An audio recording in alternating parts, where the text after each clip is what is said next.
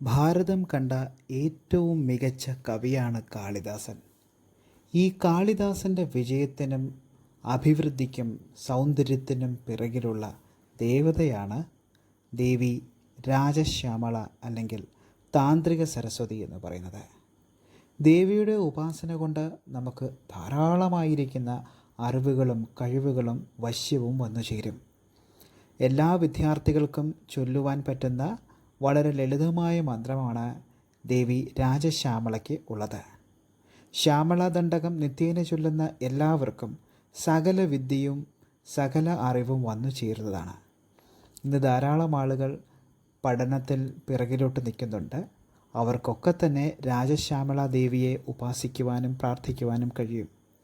പ്രാർത്ഥനയിലും ഉപാസനയിലും പ്രത്യേകിച്ച് വിധിവിധാനങ്ങളൊന്നുമില്ലെങ്കിൽ പോലും ദേവി എത്രയും പെട്ടെന്ന് നമ്മളിൽ സംപ്രീതരാവുന്നതാണ്.